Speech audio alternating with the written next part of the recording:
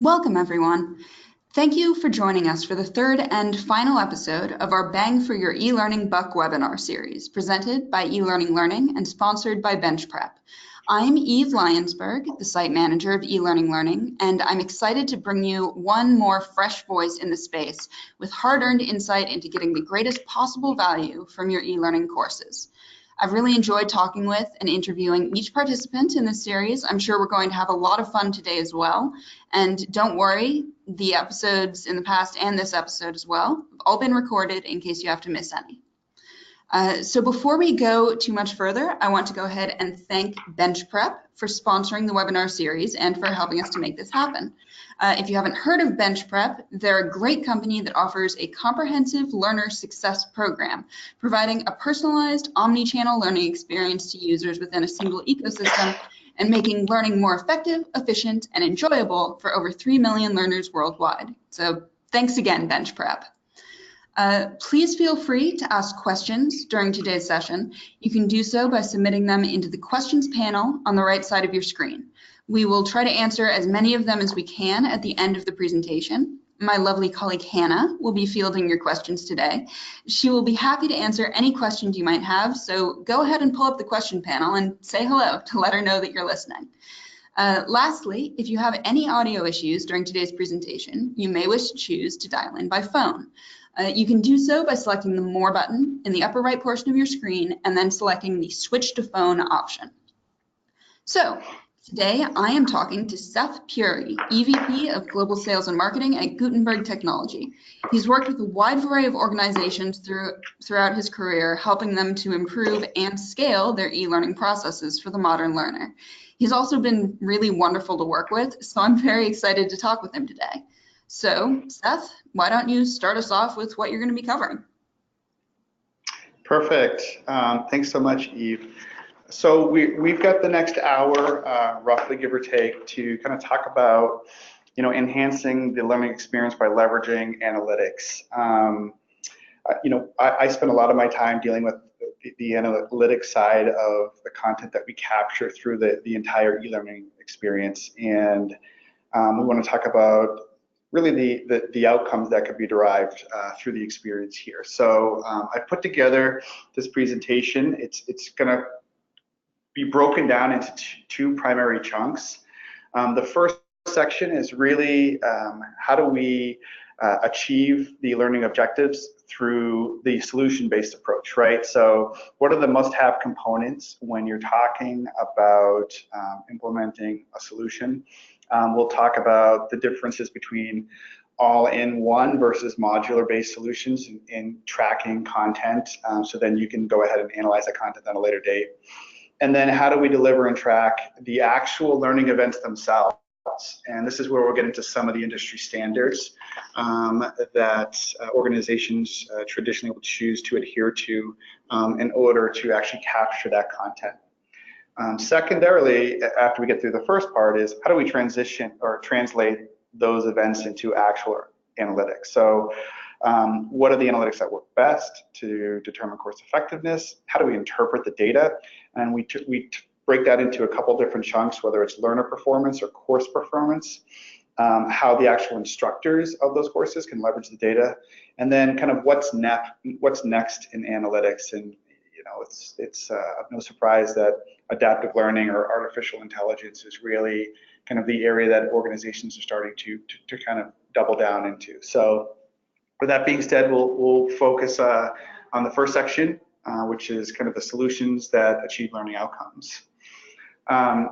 When I look at kind of the global learning solution architecture, I break it down into kind of three buckets of solution offerings. The core, most common one that we're going to see in the marketplace is really kind of your learning management system. The theme there is an area for kind of instructors to manage, assemble, and distribute learning content. Every kind of a solution is going to have kind of a user management portal, but really, an LMS is kind of defined by the ability to teach content. You can certainly create content as well, and then you want to distribute that content to your end users, as well as a whole sort of analytics that come out of there. And let's not forget things like rostering as well with an LMS. So an LMS is traditionally where we see organizations start, and it's hard pressed to find somebody who's not using some form of an LMS in today's environment. But to start here is one thing, but on either side of it, there's different solution offerings that can add significant value to the end user experience as well as the analytics experience. So on the front end, one of the things we'll touch upon is an authoring environment or a learning content management system. This is really vital for importing legacy content. A lot of organizations that don't have a program do have all types of legacy content in various formats that need to be dealt with. This is an area for you to author rich content, utilizing a rich taxonomy and pedagogical structure, and the ability to distribute that via APIs into a learning management system, as well as be supported by a whole host of analytics on the back end. And once you've got that in your LMS system, then you can go ahead and take all those different learning objects, really rearrange them, put them together in a course grid, and then distribute them to the end users through some kind of an end user ability to access that. And traditionally, we're going to see that's in a web reader, so whether an online web reader or offline iOS or Android app. So that's really where we're going to find the library that they can access their content. How do they interact with that content, whether it's self-study or an actual assessment-based, as well as the analytics to support that. And really, some of the analytics that we are going to be addressing are going to come from both the LMS as well as the end user access points, because that's really where we're going to talk about how they interact with that content. Overlaying all of these is a data repository, which is good to have. If you're using an all-in-one system, that data repository should encompass all of it. If you're using modular-based systems, then having a repository or a learning record store or however you call it is super important. So let's touch on these a little bit in more detail. So in terms of an authoring solution, really your users are going to be your educational publishers, your authors, your business learning centers, communication departments, right? And the role is to build, manage, and distribute teaching, learning, and communication content. Those are kind of the themes that we'll focus on here. I won't get into the user management portion because every system is going to have a user management, which is going to have rights, permission, single sign-on. But some of the things that are really differentiate an authoring solution from an LMS are going to be some of the ability to manage the project, right? So versioning of the project, importing different data sources, really tagging the content at a very deep level from a metadata perspective, and roles and permissions about who has the ability to create content, who has the ability to edit content, who has the ability to tag the content, maybe deal with copyright issues. So that gets really deep and wide there. If you take it to a next step, then you're talking about the actual authoring. So are we authoring natively?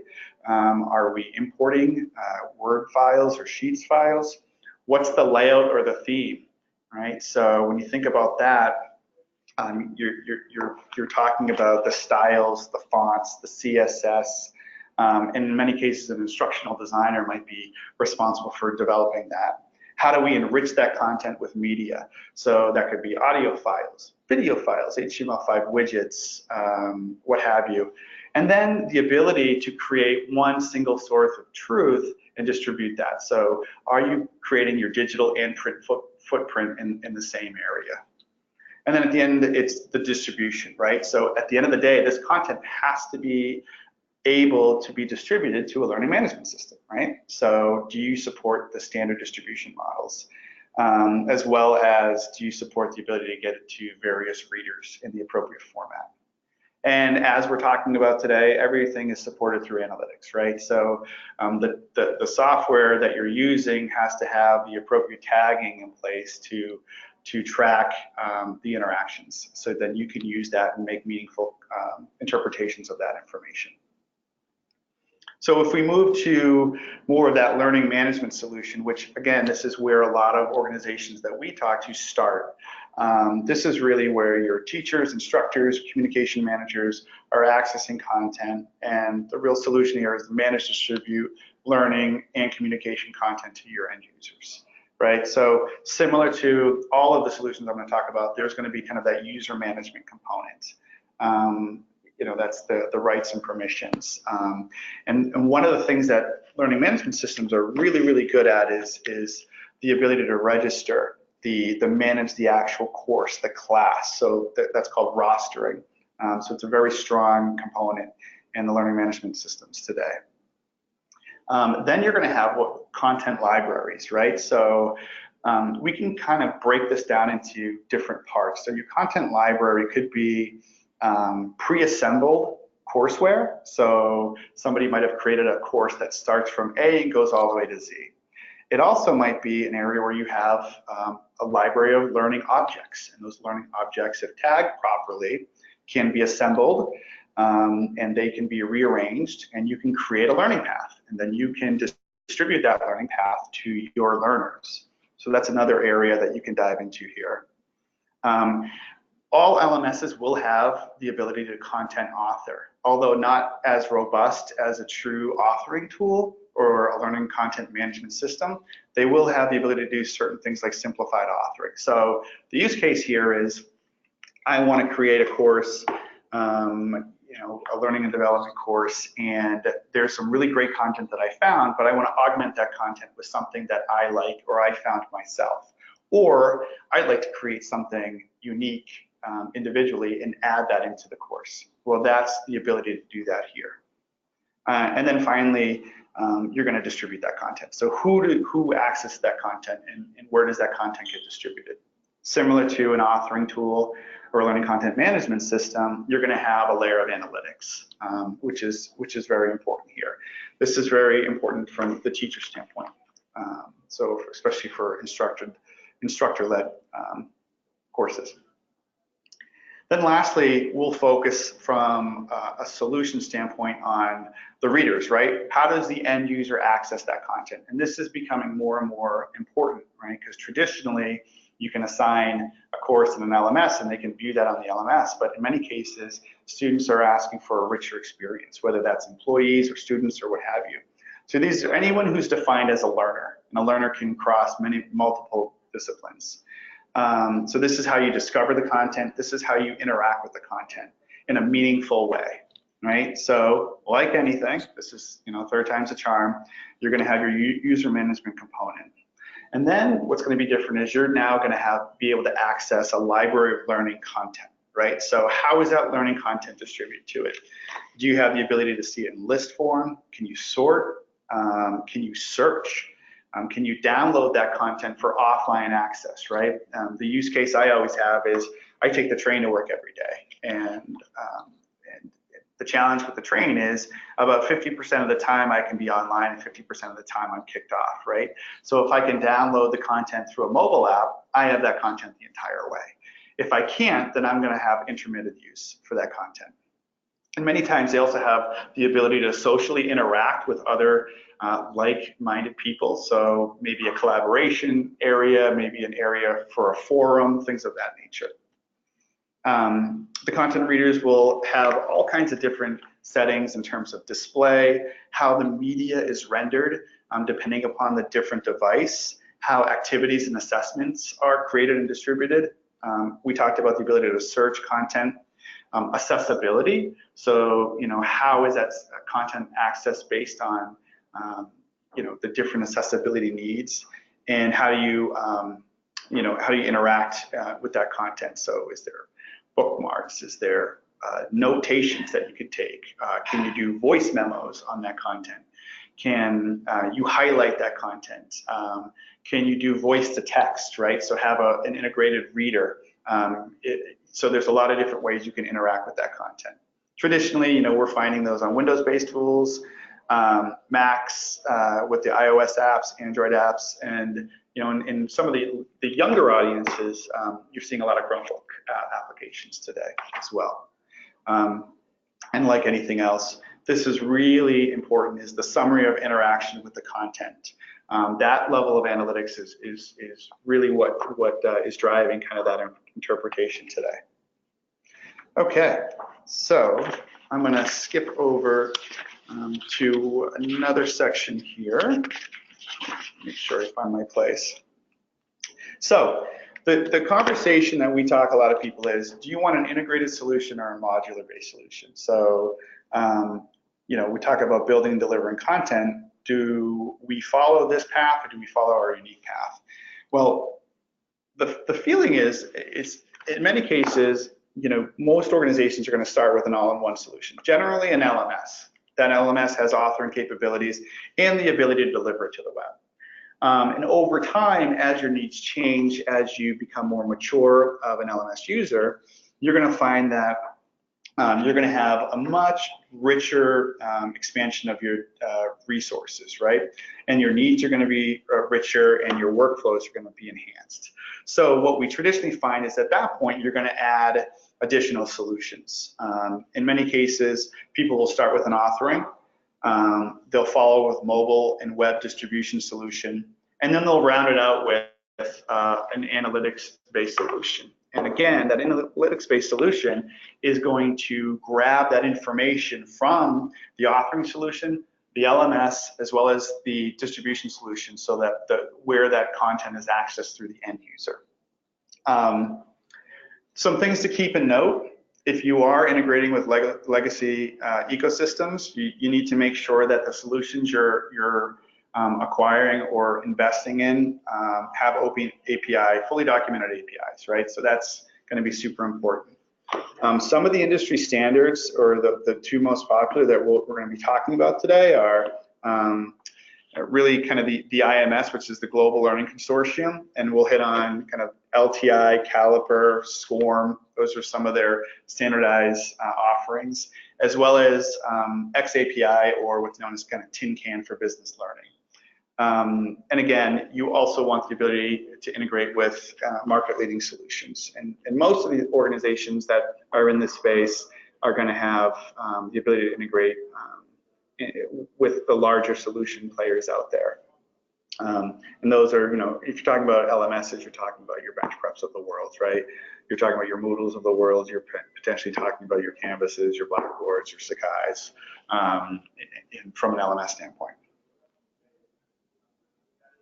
So when we talk about getting started with analytics, there's really kind of four things. The number one thing that we want to focus on is the actual ability to track meaningful end user interactions. You have to make sure that the solution you provide, number one, is developed enough where they can track those meaningful interactions.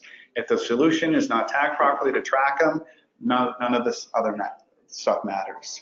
The second is the content that's tracked has to be able to be moved, right? So it has to be moved into various interfaces. If you don't have that ability, then it's a non-starter.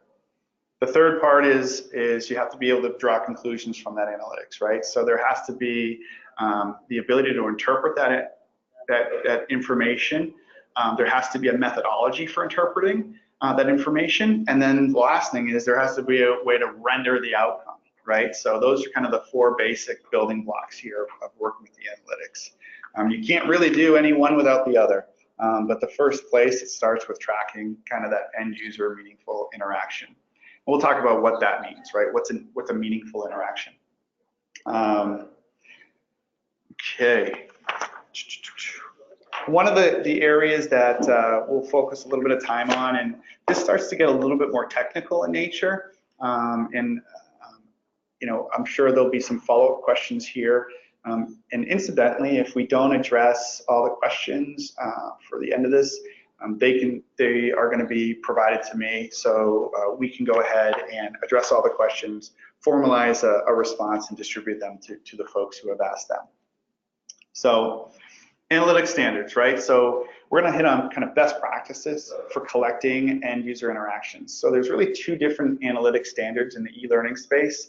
That we would call best standards, and ones that organizations we would ensure that you are compliant with these analytic standards. The first one is what we'll hit on is Project TinCan. It's an XAPI. This is open source, okay? So something to keep in mind. It's really a successor of SCORM, and if everybody knows what SCORM is, it's a way to package learning content and distribute it. And but SCORM has limitations. SCORM is an older file format approach, and there's a lot of limitations to it, especially considering how technology has evolved over time. But the overall goal of the API is to allow applications to share data, right? That data has to be structured in a certain way, and it has to be able to be distributed. Traditionally, that information that's captured is stored in what we call an LRS, so a learning record store, and that's something an organization can acquire. Traditionally, it's in a JSON format. Really, it's service and device agnostic. So this is a very versatile way to connect solutions and information. So it allows you to communicate with LMSs, mobile devices, wearables, search engines, gamification tools, blogs, webinars, CRMs. Very, very universal tool. So something to keep in mind is there's ways to kind of certify. You can either be certified through Project TinCan, which I believe there's 24 conformant learning record stores that deal with the content. There's 39 official adopters of this. It's versatile, and it's mostly, this solution is mostly adopted for business learning, so something that a lot of business learning organizations will work with. So just some things to keep in mind when you're talking about a standard of an approach. The second one I'm going to talk about is vastly different, really. The outcome is really the same in terms of what kind of things you're trying to track, but the way in which it's done is completely different. So IMS, Global Learning Consortium. So this is actually a closed consortium, and IMS, it started about 2015, and IMS has a number of things. Number one, they have specific standards in how you push content. That could be LTI 1.1, 1.2, and then there's actual data repositories within the IMS Global Learning Consortium, as in Caliper, where you can actually manipulate that content. So they kind of have their own data repository there. So again, something to keep in mind is the goal here is collecting and exchanging learning activity data. And it's a way of measuring learning activities and effectiveness. Again, different than the XAPI, IMS Global Learning Consortium not only has the standard to which content gets sent back and forth, but also has the repository for which you can access that content. Again, JSON format. And this is really focused around the LMS, right? Adoption or being adopted by main LMS vendors today. So, so when you see how many certifications there are fewer, right? It's really going to be kind of the monsters out there, the Blackboards, the Canvases, the Vital Source. Other organizations have adopted this, but they're kind of self-certified. These are Moodle-based or kind of the Elsevier's of the world. And this is more e-education approach. Although, keep in mind that, you know, the Pearsons of the world, the Elsevier's, they have a lot of divisions of them for higher, you know, traditional higher ed. It's for professional learning and development as well. So I provided a schematics for each one of these, just so you can visualize kind of how it works. Again, you know, you're using an XAPI to link these disparate data sorts and then communicate them into the learning record store, and that's where you're accessing the content. Excuse me. Just let everyone take a look at this briefly. And then when you're looking at Caliper, you're going to see it's kind of a different approach here, that you've got connectors here from learning platforms, from publisher courseware solutions, from education tools, mobile device, and those are all brought into kind of your data management services and your data store, which turns your content and then made available through dashboards and reporting.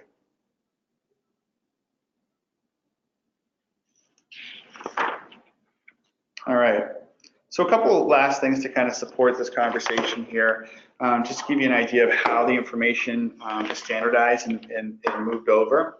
So when you think about this project TinCan or an XAPI, this is how it kind of communicates to the learner record store. So it's described through, they call them statements, and those statements are defined, right? So an actor would be a statement, an individual or a group performing a specific action within an activity.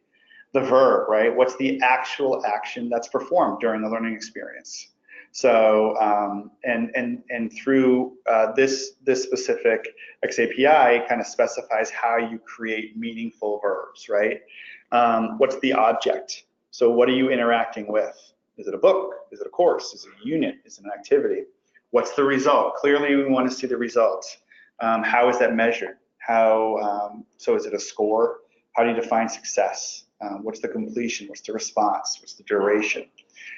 Any kind of context that you want to provide around that interaction, and then attachments, timestamps, those types of things are fairly straightforward with content. So you'll see that there's some similarities with how the experiences are communicated through XAPI and Caliper. Caliper has some differences. So they're tracked through sensor endpoints and APIs, right? So they have what they call a metric profile, and that metric profile describes the learning activity with a very controlled, constrained vocabulary. So is there an annotation, assessment, a forum, a meeting, a reading, an outcome? They do share similarities like actor, action, activity, optional little things like event time, what's the target, what was generated, the refer. So again, similarities but differences. And then you also understand by looking at some of these why some organizations choose to support multiple standards. In terms of the flexibility, because what we find is depending upon the organization that we're working with, they could have multiple LMSs. Those LMSs might need to be fed through multiple standards or multiple feeds. And the ability to actually standardize on more than one is beneficial for you, depending upon the level of complexity. Large multinational organizations who could have 10, 15 different LMSs because they haven't universally adopted one. This is clearly something that's important. Okay, so I'm looking at my watch here, and we've just about come on the half part of the hour. So I'm going to skip over into translating learning events into learning analytics. So this is kind of the second part. I think this isn't rocket science here. This isn't what we're going to go through here isn't level 10 of somebody who's collecting. We're going to just talk about the specific types of analytics. We'll break those down into learner-based analytics, course-based analytics, the different triggers, things of that nature. So what we'll focus on to start is really kind of just analytics that best determine course effectiveness, right? So there are some basics. There's 3 basic blocks of analytics, right? There's content-based analytics. So we're talking about things like the volume in the audience, right? So when you talk about content popularity, so what are the things that come to mind? How much time was spent on this? How many pages were viewed? What are the unique users, right? And interestingly enough, as online teaching and online learning and development becomes more pervasive, you're seeing things like time spent is really important, right? Because there's royalties depending upon who's creating your content, right? So what determines whether or not somebody actually gets paid on a royalty? Well, did they open this up and did they spend X amount of time on X amount of pages? How do you define that, right? So there's been a lot of effort put into place here. And there's also, you want to compare between content subparts and similar content blocks, right? So things to note, time spent can be a gun here, because is this something that you're doing self-study on? Is this something that is actually a graded assessment, right? So you want to maybe, well, not maybe, but you definitely want to distinguish between those two, because it can certainly impact the validity of your analytics. So the scenarios from distribution, right? So how are the instructors distributing those content, and then how is that content being rendered by the end user? That can certainly impact this content as well, or these analytics as well. Am I accessing through a fixed layout on a mobile device? Probably not, right? It's going to be responsive on a mobile device. But is it a fixed layout in a web reader? That's certainly something that can happen if that's the way the course is designed. So those types of things are going to be important because people access that content in different ways. The second area is the learner engagement, right? So this is further kind of interacting with the content. So we talk about like interactivities, right? So interactivities, there's a number of different interactivities. How much time are we spending on audio files? Does a trail off happen consistently at a certain time point, right?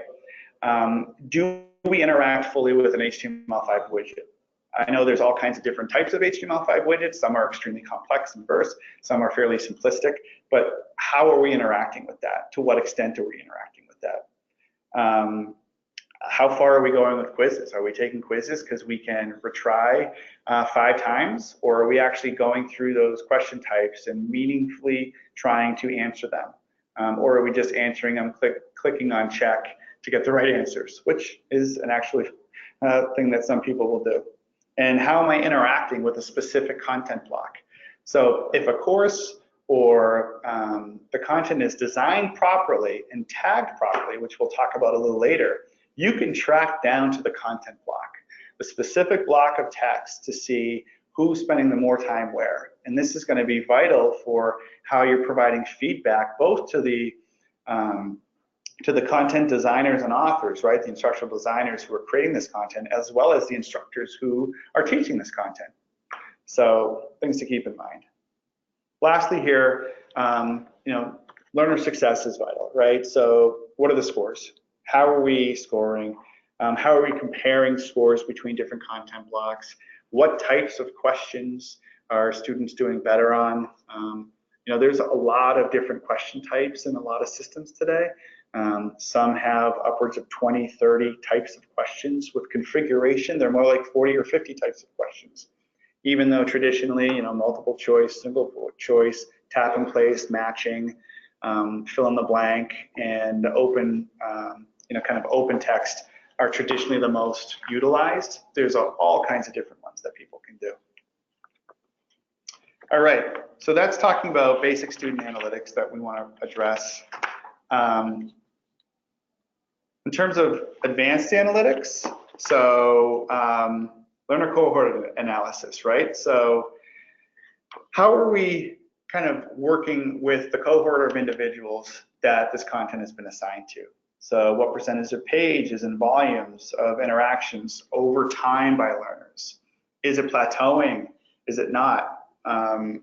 Is there not enough engaging content or having a relevant courseware material, right? So it's not just dealing with the individual analytics or the individual interaction with the content, but kind of the cohort analysis. And I'll argue that the cohort analysis is more important to some extent from a class type setting. If you advance and start looking at adaptive learning and generating customized learning paths, then kind of the individual end user really comes into question here. And we'll touch on that a little later. So progression is big. So how are you progressing through the courseware over time? And how are you interacting with the specific pieces of content or sub-content over time, right? So, are you starting slow and going through the content rigorously and really going through assessment work, and then all of a sudden, wait a second, now our times are dropping off and we're spending less and less time here. And this is an example of kind of cohort analysis on the right-hand side. is how are we tracking logins and interaction with content over time. And then there's something called time efficient learning. So this is after you started analyzing the content, you can really determine how much time is needed to really have a proficient understanding of that content, right? What can we do within the actual course or the content itself to streamline it and to make it faster, better, and to make the absorption of that content quicker? And so that's something that we want to keep in mind as well.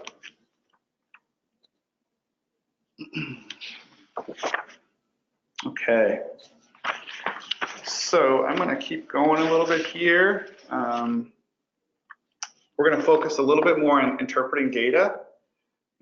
So in terms of learner performance versus course performance, there are things that we want to kind of differentiate because clearly, you know, the analytics can affect how the actual course is corrected, how it's versioned over time, or if it's kind of sunsetted, right, and made available for anybody through kind of a you know, freeware. So one of the things is, how do you clearly distinguish kind of the retrospective impact of learning content, instructor methodology, and learner work on learner performances, right? So I know that's a wordy statement, but there's a lot of things that we can cover here. So analyzing the learner performance over time across the course.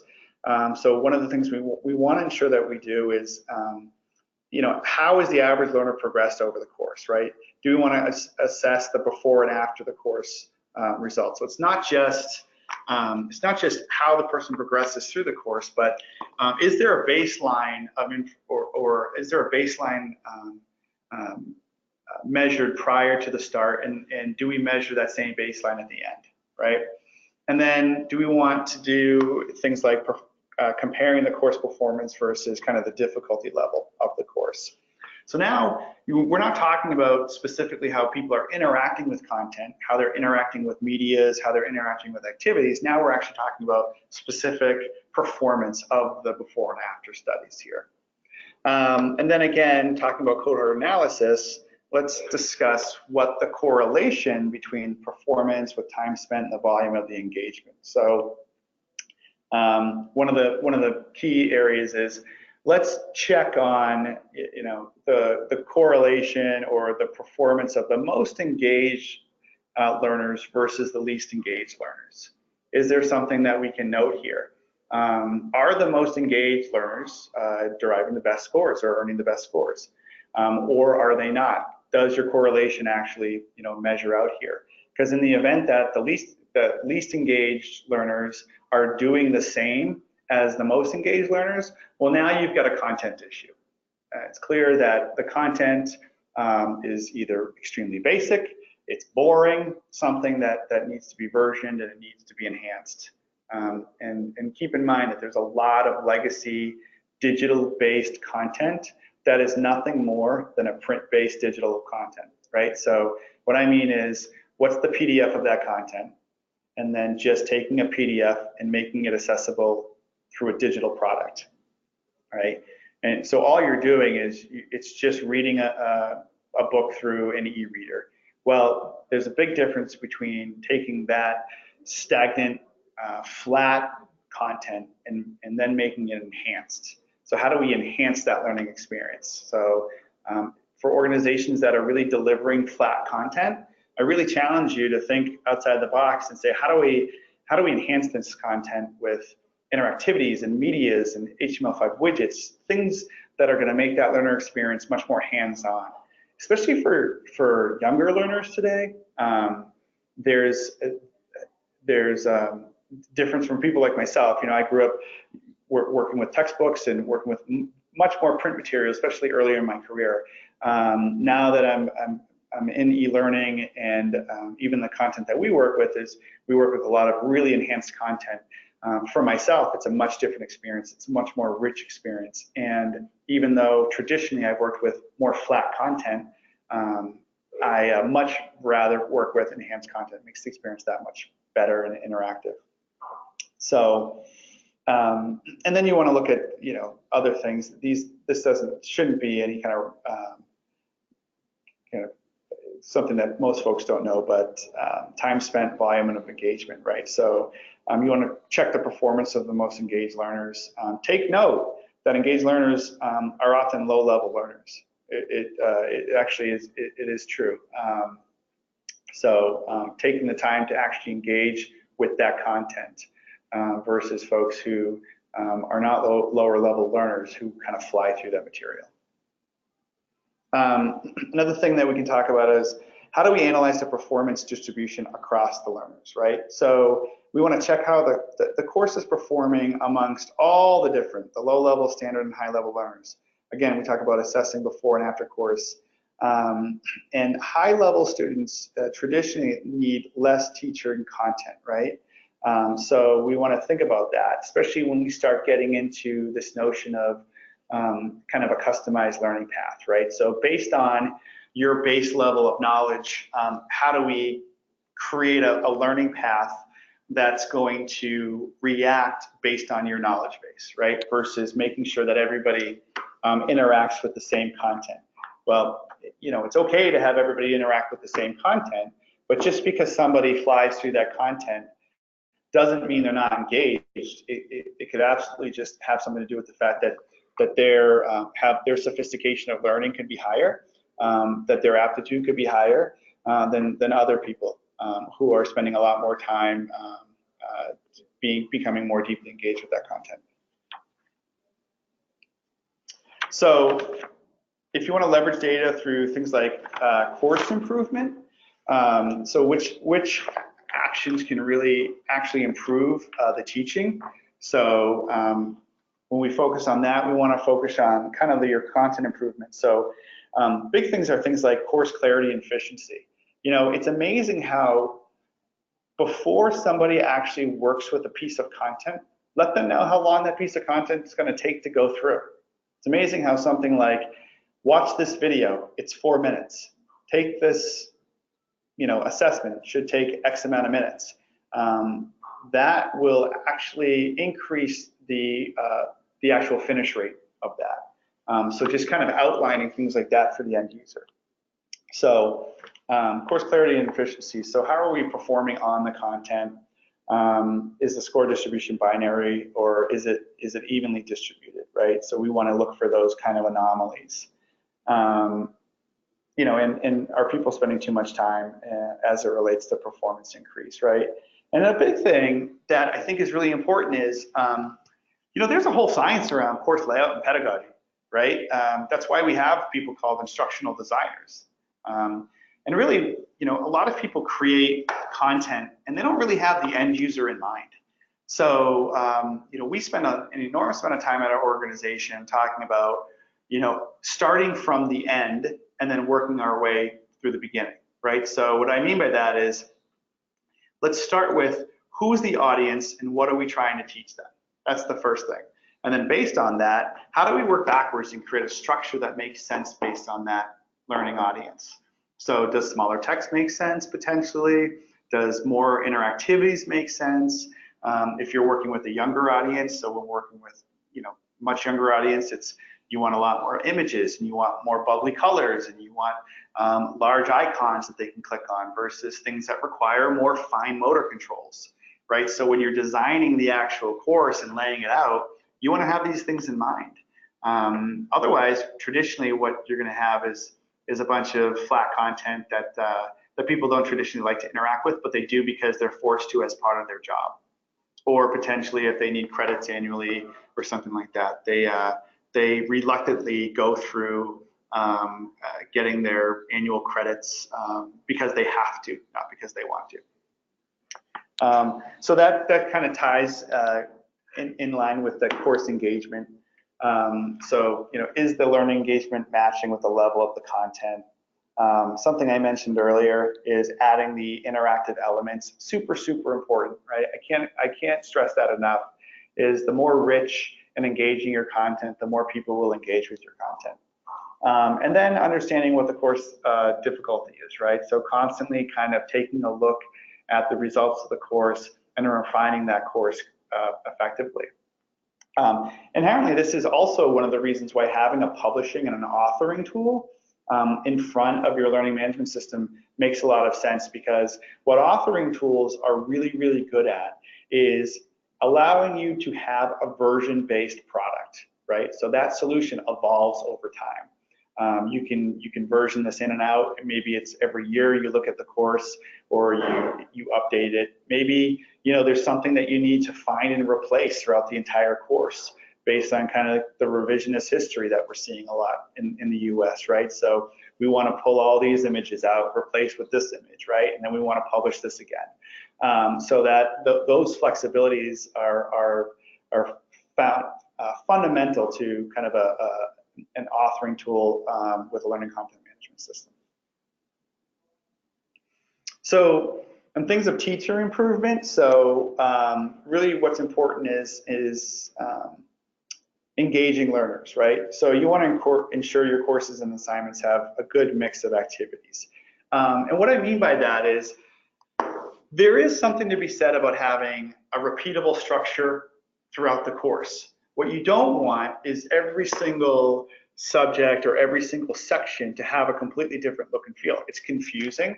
The end user doesn't really understand where they're going. So if you're going to have a structure, what is your structure? How does that structure repeat? And how is that structure designed to fully engage the end user? So maybe there's a read section. That read section is followed by a video. That video is followed by an interactivity, which is followed by an assessment. And then there's section 2, right? So the end user or the learner knows what that structure is going to look like, and they know how to break down that into digestible chunks in terms of how much time they spend when they access it. Everybody's lives are busy, and in many cases, we don't sit down to do this type of learning until 9, 10 o'clock at night in most cases. Then there's this notion of personalized teaching, right? So let's start with a breakdown in the classroom into ability group levels. And in a workforce setting, this might not be as realistic, but you can break it down into the functional department group levels, right? And then your instructional design for traditionally your sales, marketing organizations might be different than your instructional design for your technical folks or your customer support folks, or anybody who is really kind of in that more technology-driven space. So you can certainly differentiate based on those different personality types. Assignments can be differentiated based on end user types, which is big. And then you want to think about like prerequisites. Are there prerequisites or benchmarks that you need to have before somebody kind of goes through your training? In many cases, if you're developing kind of a professional development courseware for your organization, and in order to move from a manager level to a director level to a VP level to a senior VP level, there's prerequisites and there's specific courseware. That's where that can happen. And then work on things like slowing down the learning pace, trying a more progressive learning methodology, potentially more complex assessments, and also engaging with your course designers to really challenge them to start with the end user in mind and design a flow that makes sense based on that end user. Okay, so I've hit on just about everything, from an intro level and the analytics around what you can derive from authoring, courseware, end user interactions. But one of the things that's really important we're seeing is kind of this notion of adaptive learning. So adaptive learning it's not new. A lot of organizations say we're in the adaptive learning space, but the actual technology around adaptive learning is at various levels of maturity globally, right? So it's really about automating a personalized learning path for an end user. So is adaptive learning something that an instructor-led classroom is going to be working with? Not as much, right? Because the instructor-led portion is really going to be geared toward the group. But a personalized learning path is how you do the self-study, or maybe if you're doing an online courseware for an undergraduate program, something like that. So it's really for self-defined learning and assignments that are actually created and distributed by an instructor. So there's really kind of three things that define adaptive learning. So one is the learner struggling, right? That's the first thing. So maybe they have to be brought into an area where there's a baseline set of knowledge that needs to be that they need to have before they actually engage with the level of content that's expected of them. Is the learner progressing as expected, right? There's no action required at that point. They are going to follow the traditional courseware and the path that's been defined. Or has the learner already mastered the knowledge, right? So because of efficiencies, it's going to push them to more advanced content. Or if you want to control the level of knowledge that the person have, what it's going to do, it's going to push them to supplementary knowledge that's going to reinforce the content that they've already learned. Okay. Something else that you can identify is things like what type of learning is more efficient, what paces are more efficient, what are the hours that are optimal for people that you can learn from this. Interestingly enough, in adaptive learning, you're tracking really at a granular level an individual learner profile, right? And that profile is going to evolve over time based on how that individual interacts with that content. Very, very different than cohort analysis potentially, or how a classroom in total is engaging with your content. Another thing that we talk about, this kind of is something that lends itself to the third bullet that I mentioned earlier. Supplementary knowledge is the notion of what they call memory anchoring. So is taking that content and redisplaying it to that end user in different ways and types to ensure that that memory is learned, and is learned in different ways and shapes and forms. So it's reinforcing that knowledge at different areas to truly anchor that knowledge. So for future recall. So if this is an example of a linear learning path, right, going from start to finish, which is very common, right? You know, this would be an example of a potential adaptive learning scenario. Right.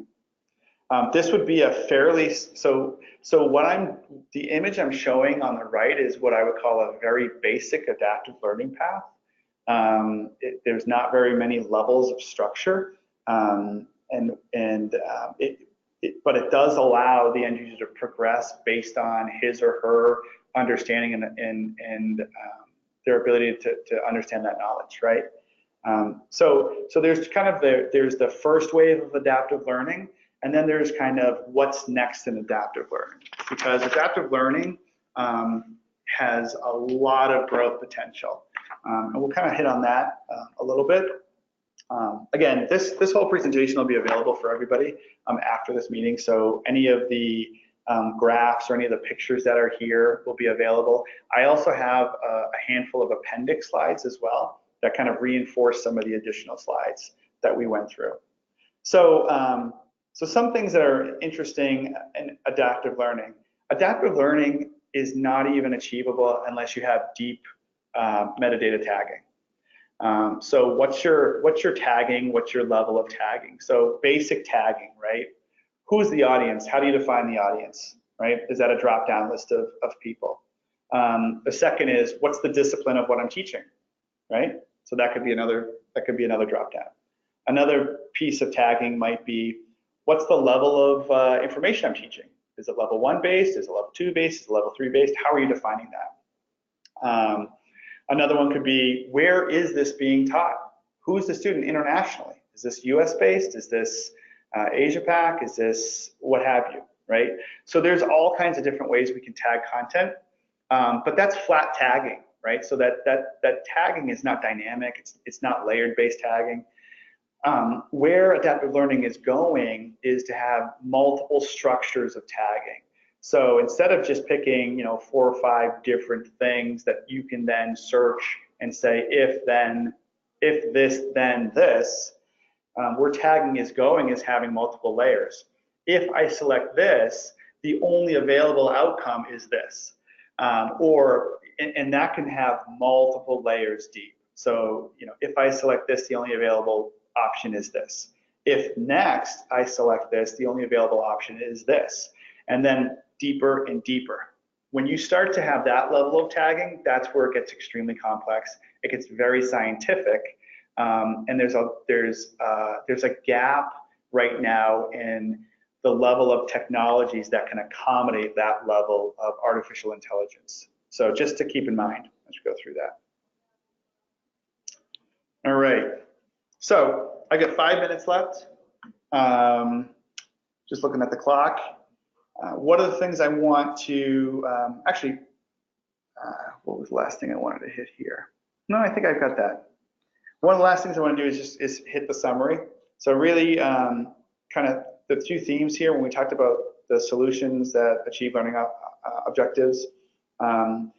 You really need global architecture, right? You want a combination of authoring, learning management, and end user solutions. We'd recommend, if you're starting out and you're starting from scratch, we recommend you starting with just a pure learning management system. As your needs and your complexities mature, then you can either expand your all-in-one to a solution that provides a rich authoring experience as well as the end user rendering through an iOS, Android, web reader, what have you. Or you can then go modular and look at best in breed technologies, right? I want the best in breed learning management system for my needs. And then I want to pair that with the best in breed authoring tool and pair that with the best in breed rendering. We also recommend standardizing. Ideally, you have the ability to utilize both of these standardizations over time. And then you want to, in terms of how do you translate the learning events into analytics, there's really 3 buckets. You want to start with standard analytics, so the basics, right? The time spent, pages read, unique users, scores. If you don't have the basic level of understanding, which those are basic attributes of the content, right? I would call standard analytics basic attributes. Advanced analytics are what then I would call derived attributes, right? So taking the base attributes and then deriving secondary attributes based on what you've learned. And then lastly is if you've really started running in the analytics section, how do you then potentially create customized, individualized learning paths for your users through adaptive learning? So that's it. I didn't leave much time. We're at 2 minutes of the hour, but I believe at this point there are some questions or there might potentially be some questions I can answer. And if there's no questions, or if there's too many questions, we can certainly, I can receive them after and I can address them individually. Yeah, so I wanted to start off by saying thank you so much, Seth. That was a really informative session. I think you managed to cover a lot in an hour. It's not surprising to me that we ran up right against the clock there. I think that we do have probably time for 1 or 2 questions. One that I got a little while ago, actually. Let me see if I can find it. Sorry. It's okay. Is basically you were talking about these different types of analytics, so basic and advanced and even going beyond advanced into, adaptive learning. And the advanced and adaptive learning parts made sense to this person, but they were wondering what can you really use the simple analytics for? Are they most useful for demonstrating the effectiveness of a course? Are they most useful for demonstrating which parts of a course work better than other parts, or demonstrating, whether it's a student issue or a course issue? So those last 3 things you just mentioned are the things that it's better for, right? I mean, basic analytics are at its nature, it's going to teach you how the individual is progressing, right, through the course. It's going to teach you how your cohort is progressing through that courseware, right? And those are things you want to know. Is my courseware effective, right? And then it's also, it's going to be teaching you, potentially, is it a trainer issue, right? Maybe my content's fine, but we have a problem with how the trainer is actually interacting and training the content, right? So there's all kinds of different things that we can surmise from that. But by no means should you minimize the importance of the basic analytics and then migrating to a little bit more of that advanced based analytics. And I'm all, we use this statement all the time, and I'm sure I'm not the only one who uses it, but it's kind of the crawl, walk, run approach, right? I think it's important to crawl before you walk, before you jog, before you run. And if you set the foundation properly, it's going to make all your subsequent steps a lot easier to implement and digest as a result. Absolutely. That makes total sense. So I think that is all we have time for today. I hope that you all had half as much fun as I did. I want to thank our sponsor, BenchPrep. I want to thank you again, Seth. And I want to thank everyone here for attending. This is the end of our Bang for Your eLearning Buck webinar series. I know I learned a lot in these 3 sessions, and I hope that you did too. We'll be sending out the webinar recording and slides from today's session within the next 48 hours, and you'll be able to access it along with the first 2 recorded episodes, in addition to the email that we send out, at the link at the bottom of these slides. So yeah, I'm Eve Lyonsberg. You can find eLearning Learning on Twitter at eLearning Posts.